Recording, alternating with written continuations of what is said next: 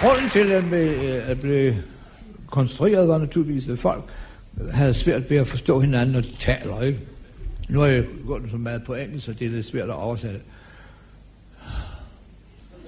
Men når vi skriver, så bruger vi jo kommas og tegn, ikke? Og så vi kan forstå hinanden bedre.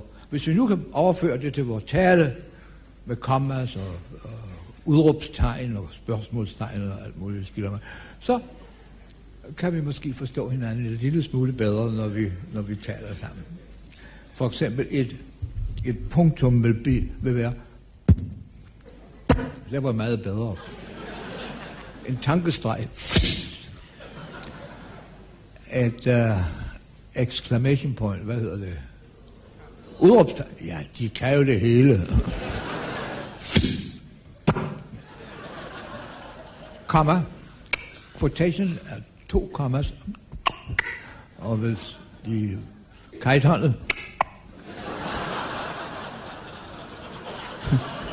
Spørgsmålstegn. Og så har vi kolon, 2 små dots der, som man putter over hinanden, eller under hinanden, og man kan putte det meget. Nu skal jeg have en bog. Gud, jeg har den jo her.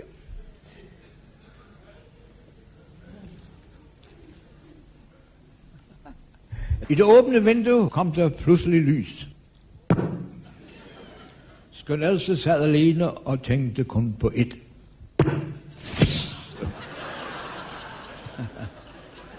Ja, det er sgu morsomt. 2 år var gået, siden hun så ridder Henrik. De havde siddet i parken, og Henrik havde sagt, darling.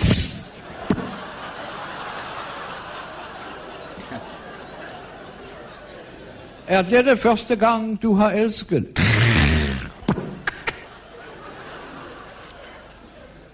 Og hun havde svaret, ja.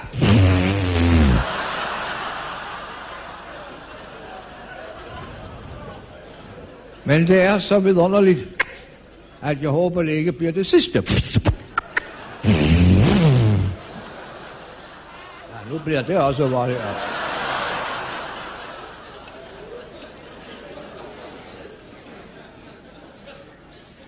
Med et hørte hun en velkendt lyd. Det var ham. I 2 spring var han hos hende. Omfavnede, kyssede og kærtegnede hende.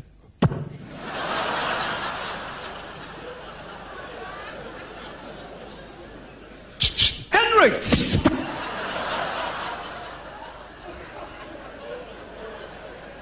Råbte hun. Hvad er kærlighed?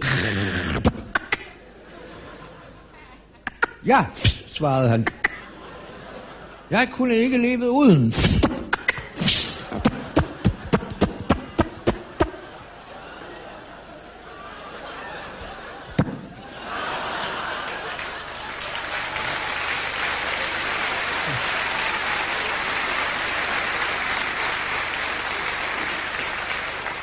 Ja, der er mere.